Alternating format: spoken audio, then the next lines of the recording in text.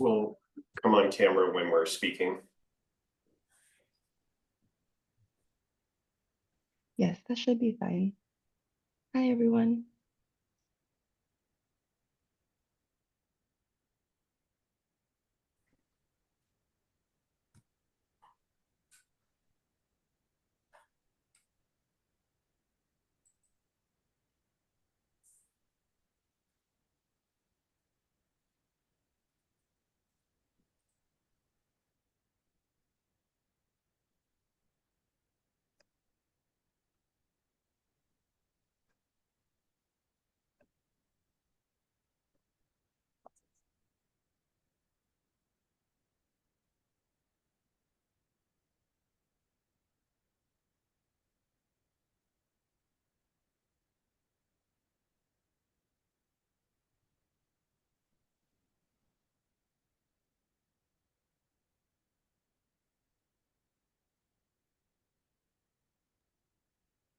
Hi, everyone, and welcome. We're going to give it just a few more minutes to see if a few more folks trickle in, and then we'll get started. Thanks for being here today.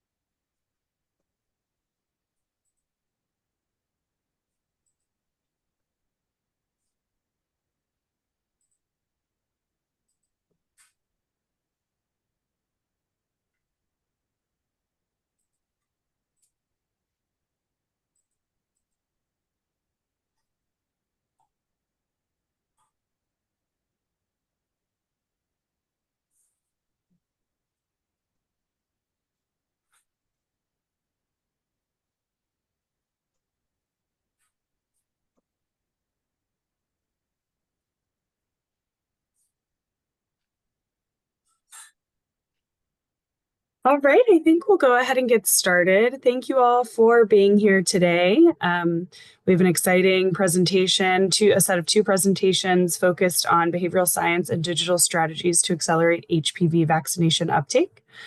Before we dive into the content, I'd like to take a moment to just speak logistics. My name is Hunter Davis. I am a research program manager at the Center on Gender Equity and Health at the University of California, San Diego, and I'll be taking us through some of the introduction to today's presentations. To start us off, we do have French interpretation for those who are primarily French speaking. I'm going to leave it on here for a second in case you're unable to understand me, which is just fine, so you can read the screen. But for those of you who would like to, there should be a language button in the bottom corner of your screen that allows you to toggle between French and English. That button also will allow the French interpreter who's on the line to be able to hear you, and during the Q&A, she'll also be able to help with your questions.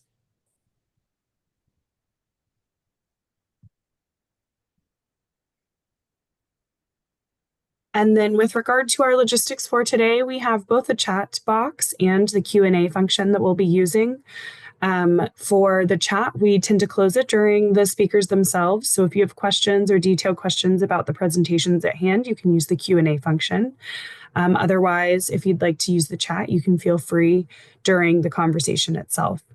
We also should have the reactions open during the Q&A in case you'd like to raise your hand and ask a live question during the Q&A portion of today's session.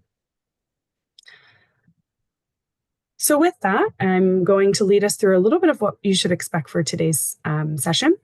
We will be opening with an introduction to the learning collaboratives, which is why we're here today, a presentation by Dr. Sohail Aga, and then we'll have a presentation by Dr. Doug Evans and some time for an open Q&A.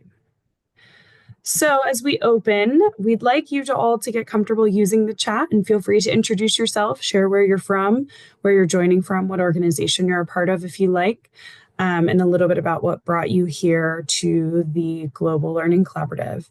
So feel free, I think the chat is open, feel free to go ahead and add that information in throughout the next few slides.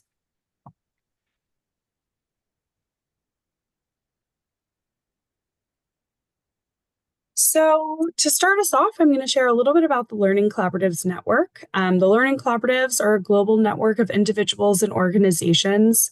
They're interested in and they're all working together to influence and shape work related to social norms and agency. There are 5 regional communities, one in Francophone Africa, one in Anglophone West Africa, Eastern Africa, South Asia, and then a global learning collaborative community for those who are living or working in other countries or regions outside of the regional collaboratives.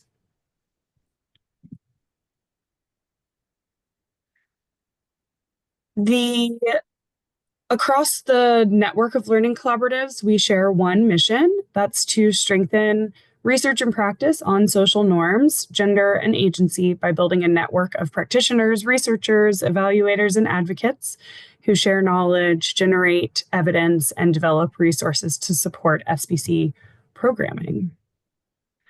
And in order to accomplish that shared mission, we work across 4 main activity buckets, which connect the regional and the global learning collaboratives. First, we work together to document and share experiences related to cross-cutting work on social norms and agency. We also dedicate resources and time to strengthening and sharing capacity and knowledge on social norms and agency with others, both within our networks and externally. In order to continue to grow and build our network, we are constantly working to build and strengthen new partnerships and improve global practice. Finally, we're often working to co-create and develop resources focused on social norms and agency and how those concepts intersect with other global work. So this combining of activities is what brings us here today as the Global Learning Collaborative. We're excited to share with you work that's being done using social media as a tool for social and behavior change research with an eye towards social norms.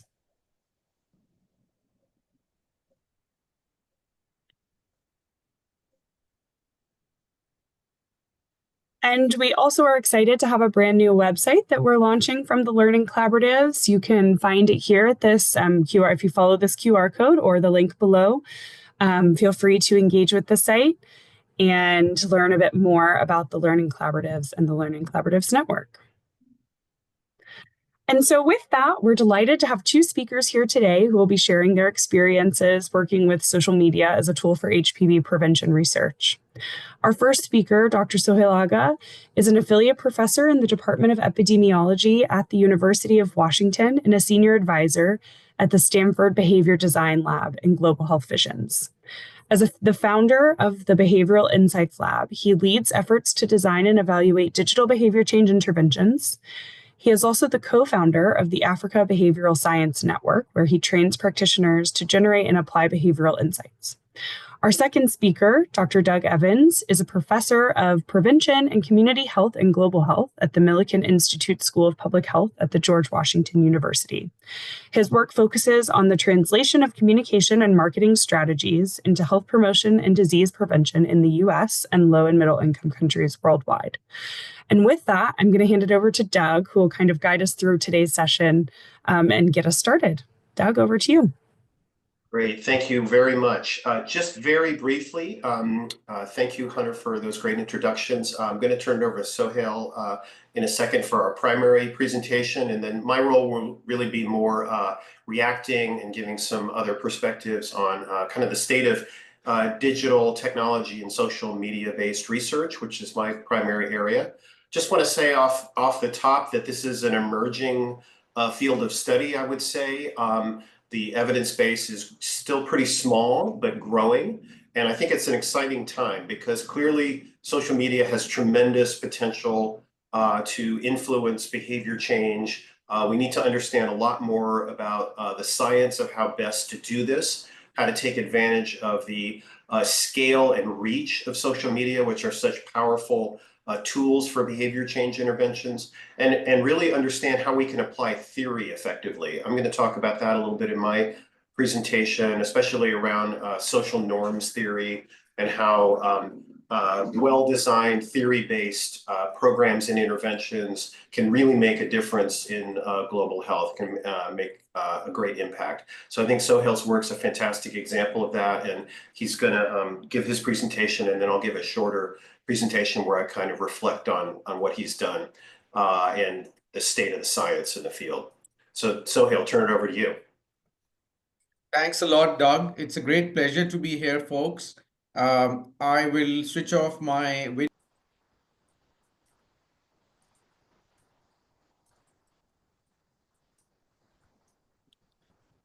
So I'm going to present on the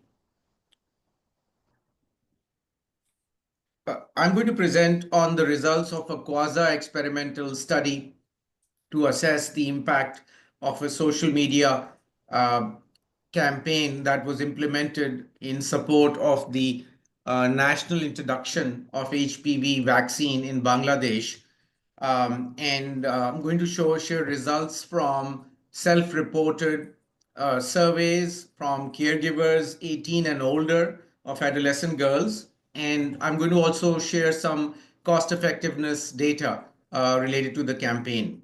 To give you a bit of context, the objective was to really support the government of Bangladesh, increase the HPV vaccination rate. As you know, the single dose HPV vaccine is a major technological shift in terms of giving us the opportunity for cost effectiveness. In our case, there were specific things that we were interested in. We tested the impact of 3 interventions implemented alongside the government's national introduction. The 2 of them were large-scale social media campaigns.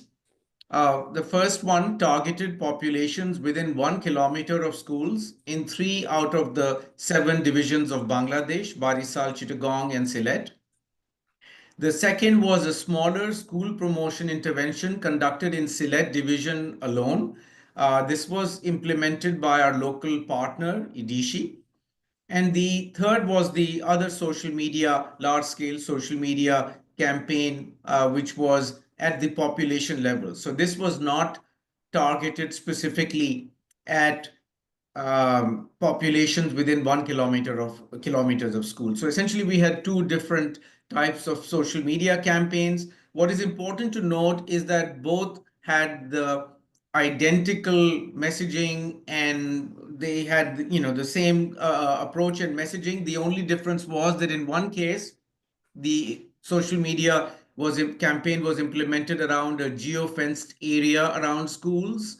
And in the other case, it was not. But other than that, in terms of content and approach, the 2 campaigns were identical. And I'm going to talk more about the social media campaigns than of the school promotion because the focus of my presentation is more to do with the social media part. So these are the 7 divisions in Bangladesh. The campaign was not implemented in Dhaka, which you see in the center. That is the capital of the country, as well as the largest, most populated division. And that was because the vaccine had been introduced in Dhaka division in 2023. And the vaccine was introduced in the remaining 6 divisions in 2024 in October and November of 2024 over a 4 to 6 week period. These are the divisions where the targeted social media campaign was implemented, the 3 divisions, and these are the other 3 divisions. And the school promotion was implemented in Sylhet. So this was the baseline HPV vaccination rate in these 6 divisions. This is again from self-reported data from caregivers of adolescent girls 18 and older.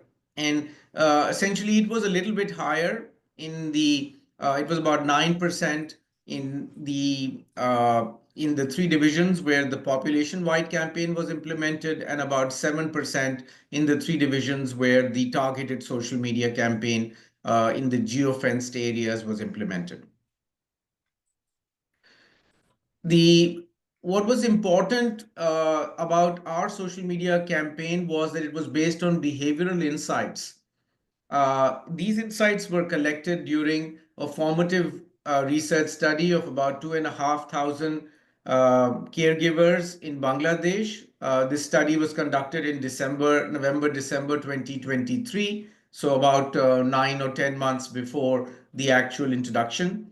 And in that, we asked caregivers about whether they expected their child to be vaccinated in the next 12 months.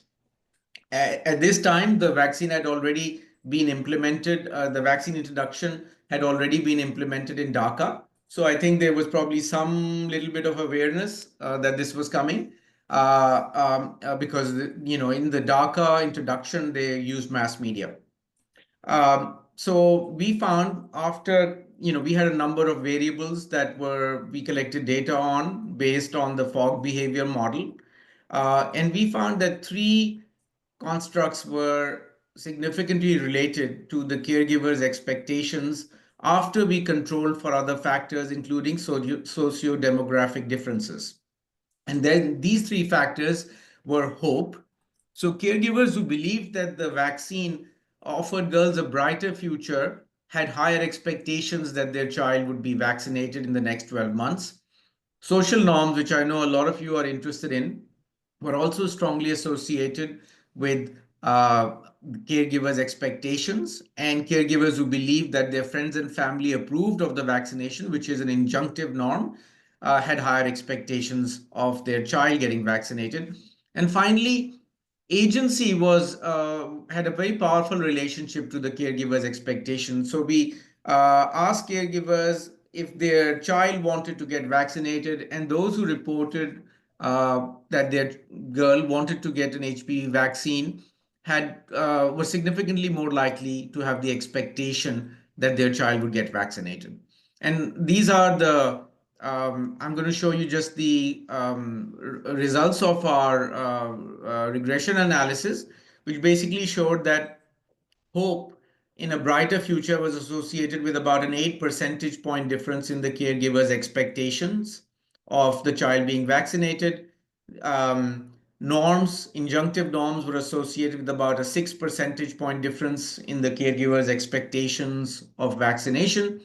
And the most powerful effect was that of the girl's agency. So if the caregiver knew that the girl would be vaccinated, there was a 21 percentage point difference in the caregiver's expectation that she would be vaccinated. What is important to note, and these are multivariate findings, what is important to note is that fear of the risk of cancer, it was associated with the caregiver's expectation at the bivariate level. But when we took into account other factors, including the three factors shown here, it was no longer associated with HPV vaccination. So we did not message around the risk associated with the HPV vaccine, which is the sort of a common public health approach, but we did not take that approach. So these insights were the foundation of our social media campaign, which comprised of both posts as well as videos. And here's an example of 4 different posts that we were actually used on Facebook and Instagram. The first one, here's a doctor who could also be a mother who talks about the daughter's future. So this is related to the aspect of hope. The second one shows, mothers who are paramedics or doctors who share this kind of concept of social approval or the injunctive sort of approval of vaccination. We found that cats are very popular in the Bangladeshi social media world. And so cats also showed their approval for the vaccination, as part of the providing the social approval. And then the agency of the girl was reflected here. Here are these 3 young Bangladeshi girls who talk about saying yes to cancer-free future. So there were more than 100 posts that were actually put out there, but the themes that were prominent in those posts are reflected here, and they were based on our behavioral insights. So, and this is the school-based intervention, which I'm not going to talk too much about, but it was a more standard school promotion, doing quizzes in schools and stuff like that, which our partner Idishi implemented in Sylhet, in part of the Sylhet division.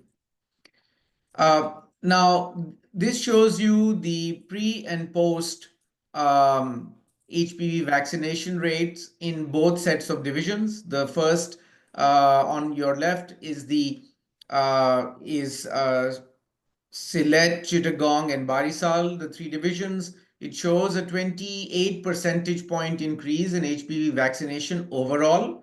And this is overall not separating for the effects of the social media campaign or of the school promotion campaign. The second set of three divisions also showed about the same level of increase, about 28 percentage point increase roughly in HPV vaccination. And again, this does not separate out the effect of the social media campaign. But I just wanted to give you an idea of the overall level of increase in the six divisions.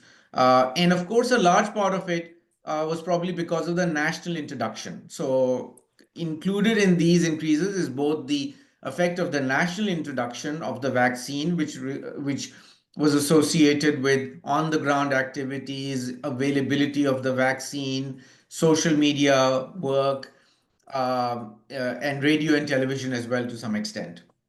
So this is now shows you the sort of breakdown of the increase in vaccination across these four groups. So you can see that the standard multi-age cohort or national vaccine introduction was associated with about a 23 percentage point increase in HPV vaccination. And in the other three cases, this is the targeted social media, this is the school-based promotion, and this is the population-wide intervention. There were increases of about 26 to 28 percentage points. And of course, we know that probably a large part of these increases is due to the national introduction, and some of it is due to the targeted social media and the school promotion, or the population-wide social media and the school promotion intervention. So our task was then to separate out the effects and get net of the effects of the government promotion or the government introduction of the vaccine.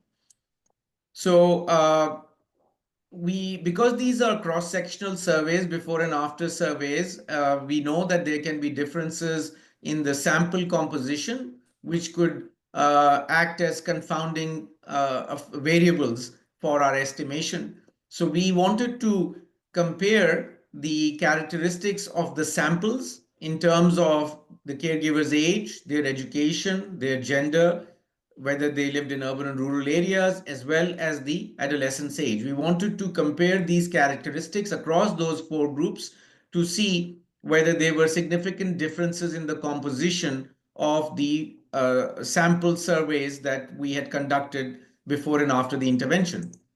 And in fact, there were. So they were education level was higher in the population wide, in the three divisions where the population wide social media intervention was implemented. There was the percentage of caregivers with higher than secondary education was around 71% in these three divisions, compared to around 65% in the other three divisions. Similarly, the gender composition was somewhat different. There was a higher proportion of women, female caregivers in the three divisions with the population-wide intervention, around 48%, compared to around 45 or 46% in the other three divisions. The percentage urban was also different. It was actually higher in the area where the school promotion was implemented, which makes sense because I think probably our partner, it was easier to go to urban schools. So in that area where the school promotion intervention was implemented, was more urban compared to the other areas. So we also wanted to see whether education, gender, and urban residence, which were the three characteristics which were different across these four groups, whether they were correlated with HPV vaccination. Because if they are different, if the samples are different in terms of their composition and the variables which are different are correlated with the outcome, which is HPV vaccination, then you have the real possibility of confounding. So we wanted to then check. We found educational, gender, and urban rural differences across these 4 groups, and we found that these were correlated with vaccination. So these had to be taken into account in the multivariate analysis. This actually just shows you the relationships between education and gender and HPV vaccination. So again, education was correlated with the HPV vaccination, so was gender. Urban rural residence was not. But in order to play it safe, we controlled for all these 5 characteristics in the regression analysis. So we adjusted the analysis for the 5 sociodemographic variables. 3 of them were different across these 4 groups. 2 of them were correlated with the outcome, but we controlled for all of them just to be on the safe side. And we estimated the net effects of each intervention on HPV vaccination. And this shows us the results.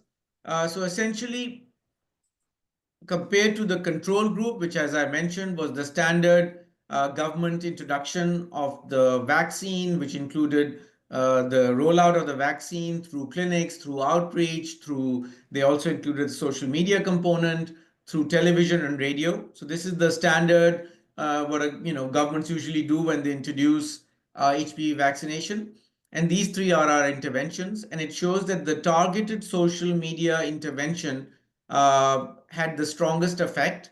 It increased the odds of vaccination in the areas where the targeted social media campaign was implemented by 71%. The second largest effect was that of the population-wide social media intervention. It increased the odds of vaccination in those 3 divisions by 36%. And the school promotion intervention also was significantly associated with increased vaccination, and it raised the vaccination by about 8%, the odds of vaccination by 8%. So odds ratios are sometimes difficult to interpret, so we converted this into predicted probabilities. And what this shows you is the percentage increase in vaccination associated with each of these interventions. And what it shows you is that the targeted social media campaign contributed 9.5 percentage point increase in HPV vaccination. The population-wide social media intervention contributed about a 5 percentage point increase in the HPV vaccination rate, and the school promotion intervention contributed about a 1 percentage point increase in the HPV vaccination rate. So essentially, we find that all 3 interventions were associated with significant increases in HPV vaccination compared to the national introduction or the standard multi-age cohort intervention. And our conclusion is that since our focus is more on the social media campaigns, we conclude that the behavioral insights informed social media campaigns implemented during national vaccine rollouts can result in substantial increases in HPV vaccination. So we are well aware that there is a national rollout, and the social media campaign is implemented during that rollout. So there is definitely a huge advantage because of that. But during that kind of a rollout, behavioral insights informed social media campaign can be very effective in terms of increasing the vaccination rate. And we think that this implies that national rollouts of vaccines should be supported by social media interventions, but those which are based on behavioral insights. And this is a very important thing. And I think Doug will speak to this because in one of the systematic reviews that Doug did a couple of years ago, he found that the majority of social media campaigns were actually not based on a behavior model. So this is the key differentiating factor, we believe, for our campaign, that we actually took insights into account in designing it. The other kind of implication is that positive messaging can be very powerful, and we should not expect that fear-based messaging will necessarily work. We did not rely on that at all. So we also did a cost effectiveness analysis. And this was a The methodology was a proportional outcomes model. So this is a static model with a kind of one-time estimate of cost effectiveness. And it's different from a dynamic model. In a dynamic model, you actually take into account sort of feedback loops, which such as, you know, when you're getting towards herd immunity, though there are feedback loops related to in terms of calculation of cost effectiveness. So we did not have that. We had a one-time proportional outcomes model. And when you take into account factors such as herd immunity, in terms of what difference that would make compared to this, first of all, this is a more crude estimate, but this is probably a little bit more conservative in the sense that when you take into account herd immunity, you get higher cost effectiveness because you're taking that factor into account. In our case, we did not. We just assumed a one-time static estimate. We took the girl as the unit of analysis, the single vaccinated girl. The cost inputs included the program cost, the largest cost being the vaccine procurement cost, which per Gavi rate, the rate that Gavi gets from the pharmaceuticals, it's $4.6. Distribution costs are usually estimated around 20%. So those were the largest part of the costs per vaccine. And then, of course, we took into account the cervical cancer treatment costs averted. In other words, because taking into account vaccine incidence and the probability of the girl getting the HPV virus and that resulting in cancer, we took that probability into account, as well as what the costs of treatment were for that girl in Bangladesh based on reported information, and the time duration in which the girl was ill because of the cancer, or the woman was ill because of the cancer. So we took those factors into account in order to take the cancer treatment costs averted into account.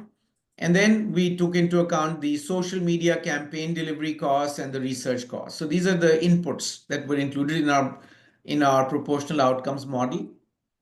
And in terms of the effectiveness input, we took the vaccine effectiveness. The single dose is estimated to be 97.5% effective. So we took that into account. I mean, this is a major technological shift that we are observing with the single dose. The two-dose vaccine is supposed to be 99% or higher efficacy. And we took into account the social media intervention effectiveness, which you just saw the results of. So these were our parameters. And to show you the actual values, this is the cervical cancer incidence probability, the vaccine efficacy, the vaccine cost, single dose, that's the rate that Gavi gets, the supply chain and delivery costs, about 20% of this. The social media cost per additional girl vaccinated was essentially, we divided the total cost of the intervention, including the cost of research, which was around $284,000. We divided this by the number of girls vaccinated per the increases in vaccination and the census population of the divisions in which the interventions were implemented, which suggested about more than 400,000 girls were vaccinated. And dividing 284,000 by about 429,000, we got this figure, which is the social media cost per girl vaccinated. This was the treatment cost per cervical cancer case in Bangladesh, survival time for the girl. And then this is the 0.17 is the treatment cost averted that we calculated. We came up with the program figure of $6 per $6 per vaccinated girl. We divided it by the DALIs averted per vaccinated girl for this is an estimate for Bangladesh, 0.152. $6 divided by 0.152 basically gave us the cost per DALI averted. And that's about $40. So the cost per DALI averted through this social media component of the intervention was $40, which is highly favorable. Based on the cost that we have for Bangladesh, the average cost for different types of approaches. Average cost is about $488 per DALI averted, and that is considered to be within the cost effectiveness threshold. Normally, cost effectiveness threshold is about 40% of the GDP per capita of a country. For Bangladesh, that means around $1,000 is the cost effectiveness threshold, meaning anything below $1,000 per DALI averted is considered cost effective. For HPV vaccination in Bangladesh, other programs have shown an average cost of about $488, which is well within the cost threshold. And for the social media effectiveness, it was $40. So far more cost effective than the average for HPV, other types of HPV outreach efforts or clinic-based efforts in Bangladesh. And that brings me to the end of my presentation, and I will now hand it over to Doug. Thank you very much. That's great. Thank you so much for that fantastic presentation, Sohail. Let me just advance. Just advancing the slides here. I think, yeah, there might have been a couple more there at the end for you. Okay, great. Well, thank you very much. Please add your questions to the Q&A feature if you would like. We'll have plenty of time for questions at the end. My presentation is going to be a bit shorter. And what I really would like to do is kind of reflect on the science of what I call digital media for behavior change, sort of the broader umbrella field within which Sohail's project and some of my number of my projects would fall. So that's what I'd like to talk about, kind of where this field stands. We're still in very early days, as I mentioned earlier. And I'm just really excited to see the work that Sohail and his team have done, because I think it's really advancing the field. So this is what I'd like to talk about here just in the next maybe 12 to 14 or 15 minutes at the most. And that is, I want to describe this growing field of digital media for social and behavioral change and give you a couple of case studies. I want to talk about theory, principles, and evidence. And then give you some conclusions and talk about some of the future research and maybe challenges and opportunities that we have in the field. A lot of my work focuses on the use of marketing strategies for behavior change. I take a kind of marketing lens to thinking about behaviors. Behaviors are in competition with other alternatives. So getting vaccinated for HPV is in competition with, not getting vaccinated, and maybe in competition with other beliefs, belief systems, social norms, other factors that are in a marketplace of ideas that may promote or inhibit engaging in a behavior like getting vaccinated for HPV. So I think about it from a brand marketing standpoint, and we can brand behaviors. I think Sohail's campaign was a great example of branding behaviors in a positive light. He used positive framing, positive messaging, showing people how the value and benefit of getting vaccinated, for example. So I think that effective strategic communications for behavior change use branding strategies. And what we're talking about here is sort of representing the values with which audiences can identify and that they're going to be attracted to the behavior change in contrast to the competition. Right. And so in my work over the years, and in particular one systematic review from about 10 years ago, we showed that branded strategic communication, how we defined it branded, those campaigns were more effective than unbranded. So there was a delta, a greater effect size of those campaigns. And one of the main reasons I'm so interested in digital media and social media in particular is that they're incredibly powerful tools to build what I call behavior change brands. There's a lot of evidence for this, both from my work and others. One great example of this in the United States is the widely acclaimed Truth campaign, and more generally in tobacco nicotine control, we've been able to show that branding the alternative to smoking or consuming nicotine products is an effective strategy. This is another example from some of my work. This is a multilingual English and Spanish program that we ran in Latino and immigrant communities in the Washington, D.C. area. And here, this was sort of an early example of using digital media strategies. We ran a community-based social marketing campaign to promote avoidance of substance use, violence, and sexual risk-taking among Latino and immigrant teens. And we created this brand called Adelante, and then we associated a number of positive attributes with the brand. So in this campaign, we talked about Adelante representing strength or resilience or various other positive factors. And we had youth influencers, youth social influencers, who created content to promote the program, to build positive identification with the program in the communities where we were working. So this is kind of an early example about 8 to 10 years ago where we were using these social media-based approaches. So I wanted to kind of reflect briefly on what I mean when I'm talking about this field of digital media for behavior change. I view this as being within the broader context of what you will find in the literature described as digital health interventions, or DHIs. There's a growing literature on DHIs, and these include a lot of other kinds of approaches like, creating devices, medical devices, things that are not necessarily patient provider portals, things that are not necessarily focused directly on behavior change, but may include behavior change. So I'm especially interested in how can we use digital technologies, social media in particular, as a behavior change intervention channel and strategy. So what I mean by this are campaigns, interventions, programs.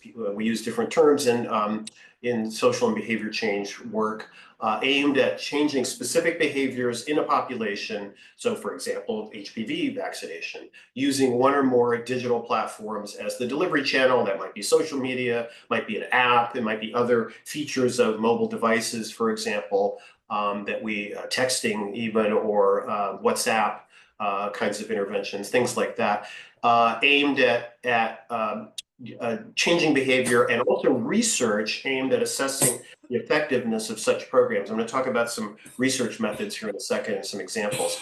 But we need to know how effective these strategies are and under what conditions, right? Everybody consumes, cute cat videos and corgi videos and so forth. And so there's a lot of consumption of social media out there, but will people consume health-related, behavior change-related content in the same way? Or how are those different? We need to understand that much better than we do now. So, I like to think about kind of the foundations of this field, and Sohail mentioned that, one of the distinctive features of his work in Bangladesh was the use of a behavior change model or framework. And this has been, unfortunately, lacking in a lot of the research in this field. So I've been thinking about this quite a bit and writing in particular about how we should approach this. I think one of the things to think about in terms of digital media, social media platforms in particular, is that they have such tremendous scale and reach. Like they can reach whole populations of people, as Sohail pointed out, at very low cost. So this has the potential to create a sense of widespread support for and potentially adoption of specific behaviors. And so we get social support and social influence as a result. And I think reflecting on social norms theory, and hopefully we can get into this in the Q&A, that social norms may be affected by social media campaigns for specific behaviors like vaccination or nicotine use. I'm going to give you some examples of those in a second. Why? Because we see a lot of other people, descriptive norms, engaging in a behavior, or we see that there is a social sanction or social support for a specific behavior, so an injunctive norm is being influenced. So these can be influenced very much by social media campaigns, but also through combinations with other kinds of strategies. And I think this is something we need to consider, like combining social media with community-based approaches or school-based approaches, as Sohail pointed out. He also mentioned a systematic review that we did a few years ago. The field is moving so fast that I think this is somewhat dated, and we're hoping to update it. But this was an early attempt to do a rigorous PRISMA-based review of social media behavioral interventions in low and middle income countries. We operationalized the idea of what is a social media intervention. We could talk about that in the Q&A if you'd like. But basically, we did this systematic review using all the major databases, PubMed, Science Direct, and so forth. And after a rigorous screening process, we identified 34 these are published studies. So obviously you have non-peer reviewed literature to consider as well, but these were peer reviewed, published journal articles. 34 of them were included. 22 of them concluded that the intervention was effective. Only 8 included a theoretical model, so a very less than 1/4 of them actually had a theoretical or behavior change model. Interestingly, almost all of the interventions that were effective used both social media and some other behavior change component, primarily a community level component. So this is really a small but growing evidence base, and we need to continue to model and track it. And that's something that I am doing right now, funded through a National Institutes of Health grant that I have, where we are evaluating digital strategies for prevention of nicotine use among young adults. We have collected this large database of digital behavioral interventions. And really all I'd like to say about it is that it's a tremendous resource. We are starting to publish some results on specific topics. One of them, for example, our first paper from this was looking at the dose and response of delivery of social media interventions and the effects of those on nicotine use. And so there's a lot of potential to this database. We're hoping to really start to categorize and capture the evidence in the field. So let me just quickly talk about a couple of case studies before I conclude here. One of them uses a technique that I think is very valuable for people to be aware of. This is basically the idea of social media remarketing and retargeting technology. So basically the same thing that product marketers use to identify your behavior and then redirect potentially relevant content to you. You search for airfare between city A and city B. You don't buy the airfare. You go to your next online task, and lo and behold, there are advertisements for air travel from city A to city B, or perhaps some other air travel.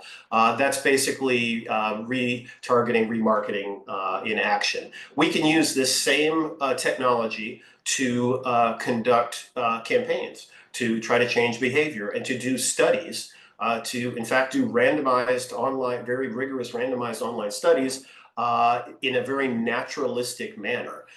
There's a platform that we've been using for a number of years now called Virtual Lab that enables this. Happy to talk about that in the Q&A, but I'm going to give you a couple of use cases from this approach. And this is, I would describe this as being sort of one example, one of several examples of how we can do rigorous interventions and research online using social media technology. It's not the only one. So the first case study is in the United States. It's a vaping use of e-cigarettes, randomized control trial using the retargeting and remarketing technology. This was the first of randomized trials that we did under a National Cancer Institute grant that I mentioned a minute ago. Basically, we recruited very rapidly over 1,800 US young adults. We surveyed them using Facebook Messenger chat features. So the survey was actually delivered as direct messages. People were recruited on social media, screened. They interacted with an AI chatbot in order to be screened. If they agreed, they were consented through an IRB approved consent. So this is a very rigorous study. And then they were randomized to different levels of exposure. Basically, they're going to get either control, they're just going to get generic content, or they're going to get various levels, higher and higher levels, depending on which study condition they're in, of anti-vaping posts. And then we examine the effects of this on vaping-related outcomes 2 months later. So this is kind of a preliminary study. One interesting thing about it is that we were very successful in our screening. The data that's available on people's eligibility, essentially like demographic or other behavioral factors, was extremely precise. So we only excluded about 104 people that we initially screened. So a very efficient way of collecting data, which is one huge advantage. And this diagram just shows our randomized study design. This is an ad. Let me see if this will play correctly for us here. That was an example of the content. Maybe we don't have the audio turned on. Oh, sorry about that, folks. It looks like we don't have the audio turned on. Let me just try that one more time. Yeah, Just looks like. 1 second. It might need to be reshared. Okay, yeah, I don't want to slow us up. So if it's real quick, we can do it. I mean, it's a very entertaining. What I will just say about it, just to kind of narrate, is that it's an entertaining kind of web novella, melodramatic, funny messaging approach that's branded. So this is derived from the Truth Campaign. It's designed to be a social media post, and it's that short video, entertaining approach to a very serious topic, vaping prevention. So we kind of reframed the subject and presented it in a compelling, appealing way. I'm going to move on just in the interest of time, but that is an example Sorry, of the what I sound should mean work. by branding a behavior change message. And there's a lot more to that intervention and the research that we did there that I won't get into. But I did just want to touch on some of the results. So randomized controlled trial, we published this in the Journal of Medical Internet Research last year. That image there on the right is another unbranded piece of content that our team created in order to contrast that with the branded Truth content. And that one focuses on kind of the anxiety and depression factors that may result from vaping. In this intervention, and this is the randomized trial I talked about, we showed that the intervention reduced vaping intentions at follow-up among people who were currently vaping. We also increased beliefs that the vape industry is essentially manipulating or lying to the public.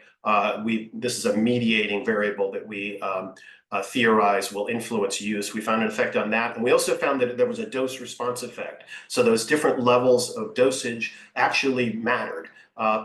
Delivering more of the intervention produced a greater effect in the population. So this was an early study. We're running a much larger trial right now, and the results of that are not out yet. But we're demonstrating that basically you can do these very powerful, large-scale, social media-based interventions and have meaningful public health impact.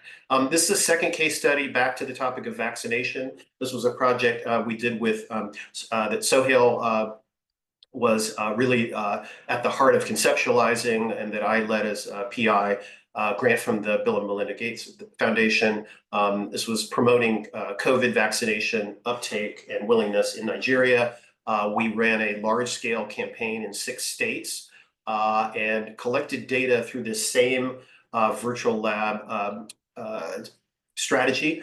We collected data both in states that received the campaign and states that did not receive the campaign. Nigeria is a very large country, 37 states. We collected baseline data just before the campaign launched at the beginning of 2022, when COVID vaccine supply was coming online at large scale in the country, and then followed up after a first flight of that campaign concluded in March, and then after a second flight of the campaign ran in September and October, we collected end-line or final data. We collected data on a lot of different things. Again, this is through the Facebook Messenger-based survey approach on things like vaccine status, hesitancy, social norms, demographics, and we used a social influencer strategy to change norms.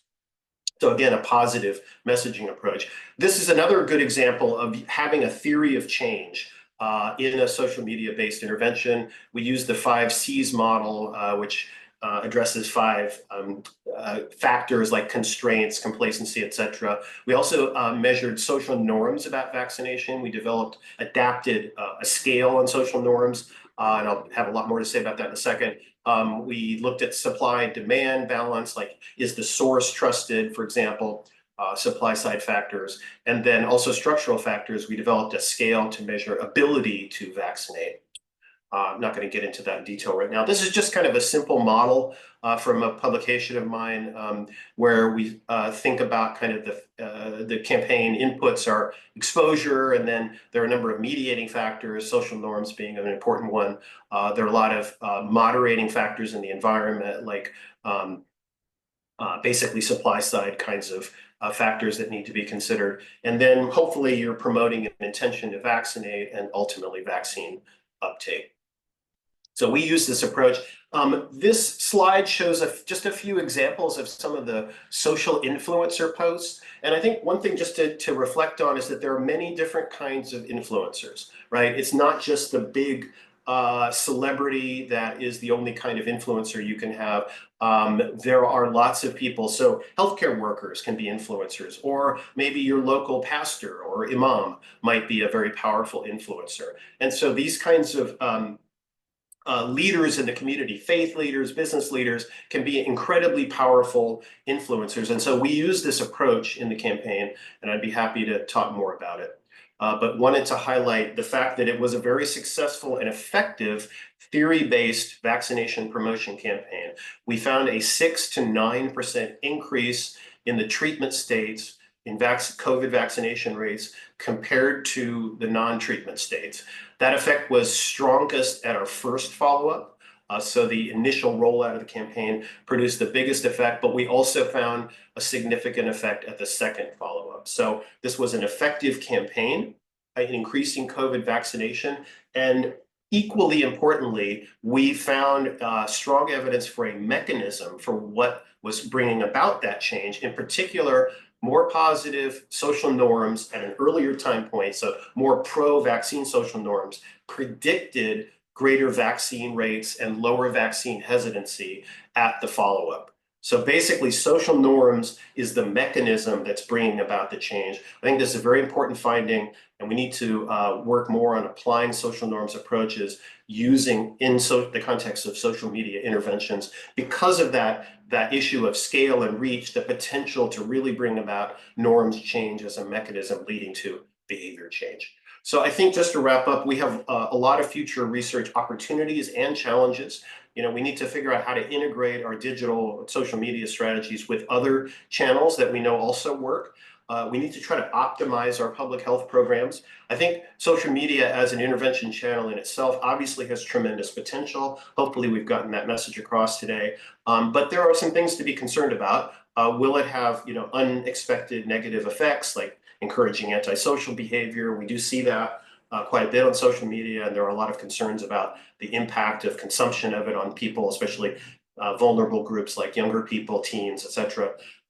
Also, you know, will people consume and respond to these media in an impactful way? We're starting to have some evidence that that's true, but we need to understand that much more. Obviously, we need to keep up with the rapidly changing technology. It's TikTok today, tomorrow it'll be something else. Obviously, AI is a huge factor that needs to be considered. Didn't really get into AI that much in this presentation, but in other presentations, you know, been focused quite a bit on how we can effectively use AI. And really, do these research findings translate into community impact? Because that's really where the rubber hits the road. So I want to thank you very much and conclude. And I think now what we're going to do is shift to Q&A. And yeah, Sohail will come back on, and I'm sure you guys have a lot of questions for him. But I am happy to moderate some of this. And I just want to start, I'm looking in the Q&A here. And we have a question that I guess I'll start off with. Yeah, I think we're starting to get a few questions. So the first one is, given that social media campaigns can be difficult to geographically constrain, how do you account for spillover effects? I will say one thing very quickly and then let Sohail jump in. But in our work in Nigeria, you know, you are able to track the location of survey respondents, both through self-report and through data on from like the meta platforms. So if you're doing a study in conjunction with a social media campaign, you do have a significant ability to know whether there is evidence of contamination or not. So it's not, it's not a problem that's like beyond our ability to control. We do have some control over it. And then obviously you can analytically try to take that into account if you do see evidence of it. So I'll maybe let Sohail jump in. Yeah, so I mean, I think spillover is inevitable. As Doug mentioned, there is some control. Like I described the intervention where we could geofence the targeting in 1 kilometer radius of schools. So you have that, but by its nature, people circulate their posts to their friends who may not be in the intervention area. So definitely there will be spillover. And what you might be getting is a conservative estimate of the impact of social media campaigns. So we should just keep that in mind. Yeah, those are good points. I'll keep going with the written questions here, and then we can, if anybody wants to jump in with live questions, that's fantastic. We still have quite a few attendees. Here's a multi-part question, I think, for you, Sohail. The first part is, were the HPV social media materials pre-tested with the target audience before posting? And the second part of that question is, how did pre-testing help shape the campaign? I'll just let you respond to that first. So I think my colleague Sarah might be here as well. And Sarah, if you are, you're welcome to join the conversation.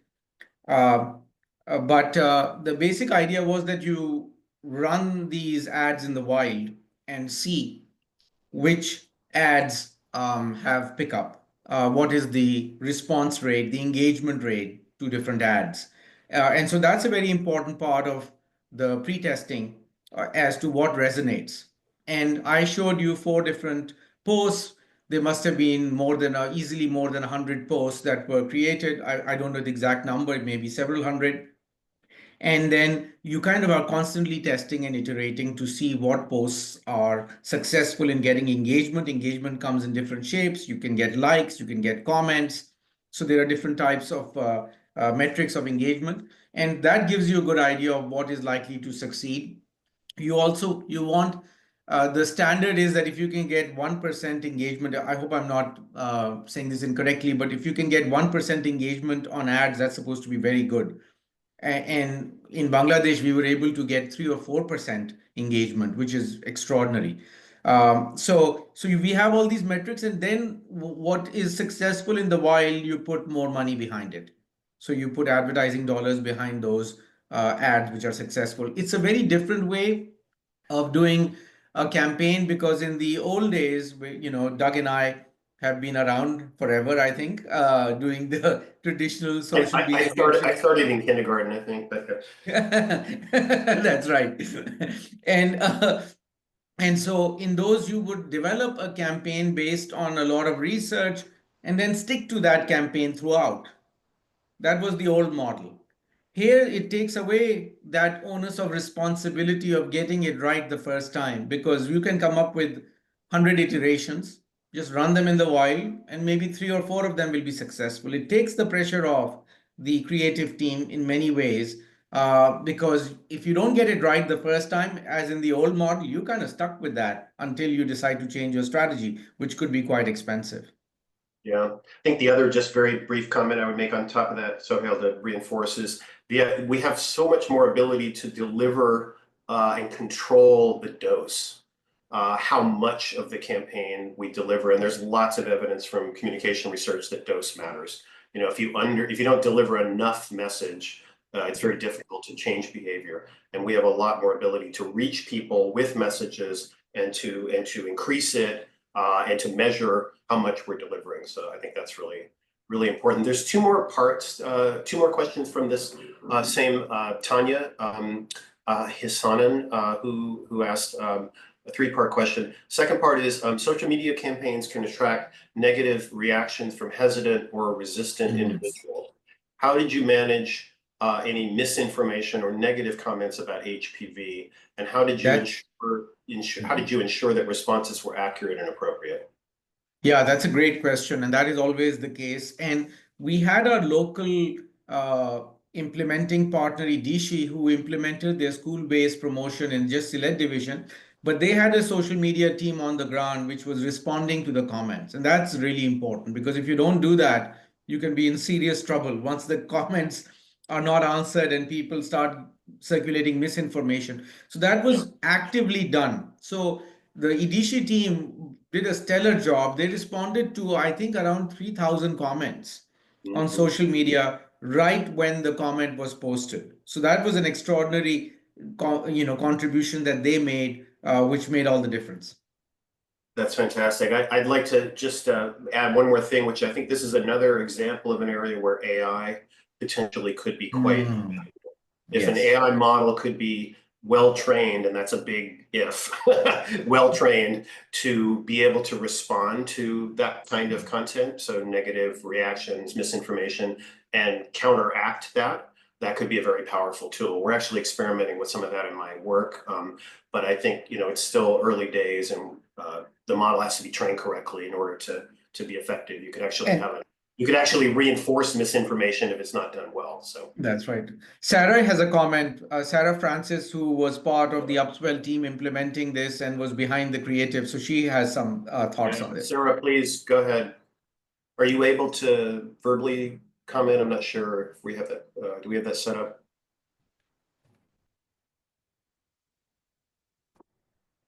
Okay. Oh.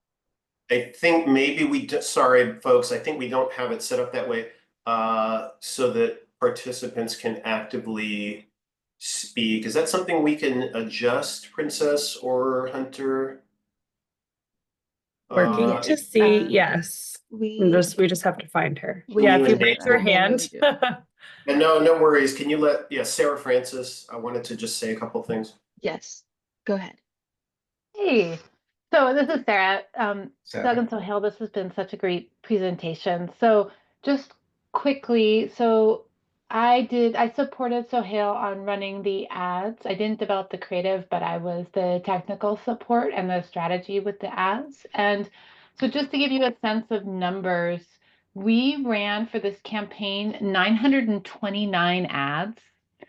And we had a total of 37 unique pieces of creative that we then sliced and diced and, took slices of video and reformatted them. And as Sohail talked about, just the volume of creative that you can test. And testing is just putting them in an ad set. And any social media platform that you use, whether or not that's a meta platform, so Facebook and Instagram, or if you are working on TikTok or YouTube, the ads algorithms of the platforms do a very good job of figuring out which ad is performing and automatically putting the money behind the ads that are performing well. So testing becomes very easy to do and very easy to do quickly.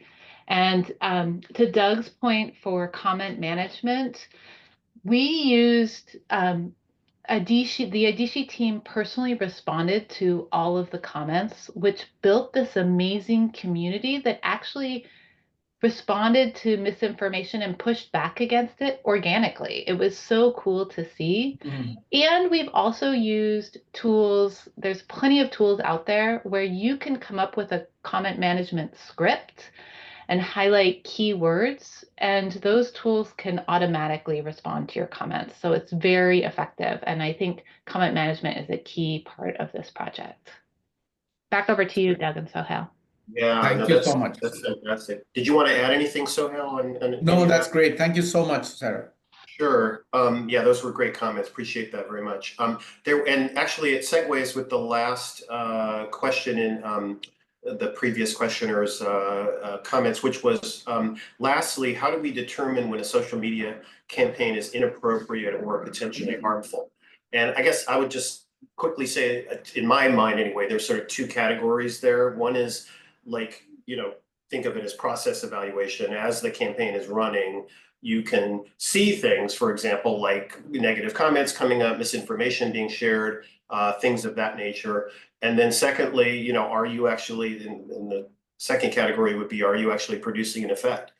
As you're measuring, why do we measure at multiple time points throughout a campaign? Well, one reason is that you can see whether things are going in the right direction or not, right? Are you producing an effect as the campaign's being implemented. So I think there's at least two ways you can address that. But maybe Sohail, you have other thoughts about that? No, I think that's great. I think you just have to be very active in monitoring the effects. And I saw a question by Zoya, I think, about engagement, how to maintain engagement. And Sarah, I don't know if you would like to speak to that because you would be well placed for that. Yeah.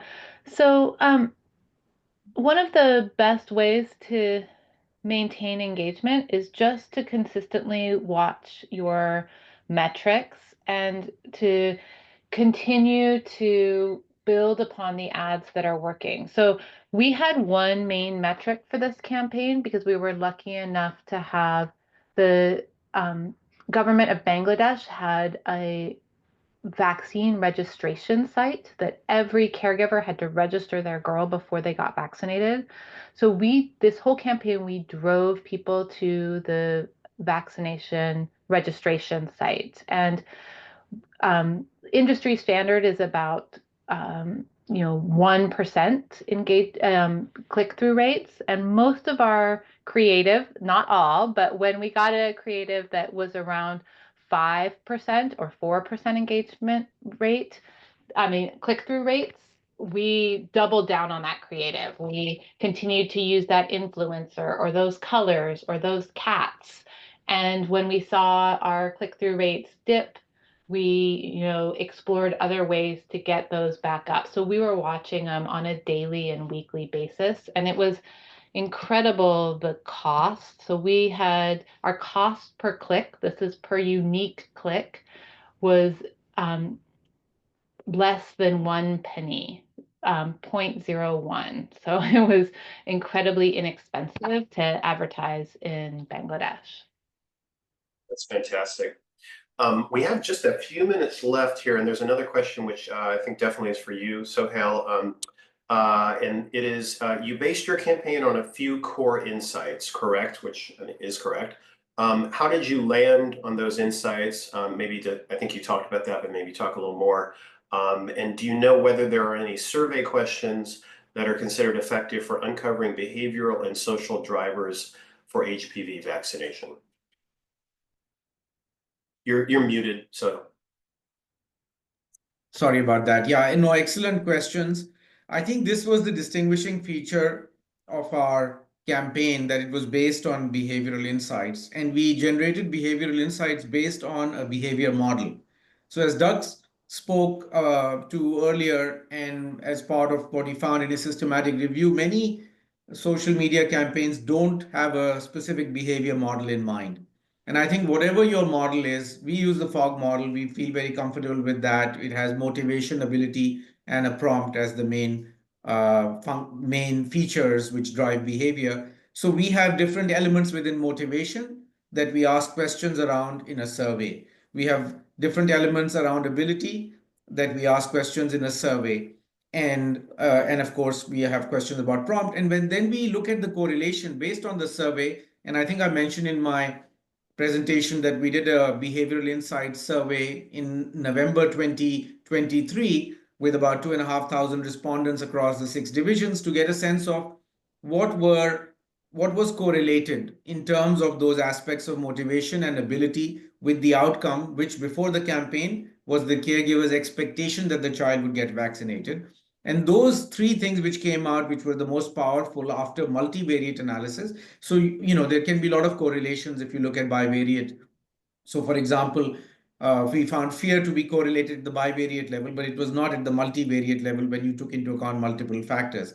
So I would say that the most important thing is to have a theory-based approach where you identify factors which can be correlated and use that. Having said that, there are tools available. So we have our instruments based on the HPV campaign, which you are welcome to use. I'm happy to share those instruments. There are probably other studies which have also looked at predictors of adoption, which you can take questions from. So you can pull together questions from different surveys, and what you have to do is pre-test them in your own context, wherever you're going to apply them, and see whether they are correlated with HPV vaccine acceptance. And once they are, maybe you start with 20 questions or 20 questions and you end up with 7 or 8, if that's what your survey can afford you. Those are the final questions which go into your survey, and then you actually determine what is correlated, what are the strongest correlations, and that becomes the basis of your behavioral insights. So I hope that that is helpful. And again, we're happy to Thank share you our so questionnaires. Thank you so much, Sohail. I think we have just time for maybe one last question here that's in the chat. And that was, are there any differences in response to social media campaign effectiveness with young adults? So maybe this question's meant for me, women versus men. We actually didn't see any kind of substantial biological sex-based difference in response to our vaping campaign. That's one study. In other studies, we may see greater differences depending on the content. I think the content obviously matters a lot, but at least in the vaping study that I mentioned in my presentation, we did not see a difference based on biological sex. Don't know if you have anything you want to say about that in terms of Bangladesh, Sohail, but in Bangladesh, we found that I'll have to go back to the results, but I believe that female caregivers were there was a stronger correlation between being a woman as a caregiver and HPV vaccination. But I will have to go back to the survey for that, because I don't think it was always consistent. I think certainly in some surveys we did find that, but I don't think we found it all the time. thank you so much. Well, we are at our time, 10:15 Eastern, 7:15 on West Coast of the US. Want to thank everybody so much for this wonderful session. Your presentation was fantastic, Sohail. And just want to see if Hunter or Princess want to say any final words before we close out. Thank you so much, Doug, for your excellent presentation and taking the questions. My pleasure. Thank you. Okay. I We'll think sign off. Rebecca was actually going to close us off. Rebecca? Okay. Yeah, hi everybody. Yeah, this was an amazing session. I learned so much. I'm so excited about applying it and talking to you further. So I will just thank Doug and Sohail for your amazing contributions and everyone for your questions. And please, visit our new website, sign up. I imagine there's a lot of new people here that Doug and Sohail brought your fans along. So please sign up for further, so you get further notices from us about the Global Learning Collaborative, and you can explore the Nigeria Learning Collaborative and our other regional learning collaboratives as well. So just a round of applause for all of our speakers, and thanks to Princess for pulling together the slides and managing all of the logistics. And stay tuned for our next Global Learning Collaborative webinar.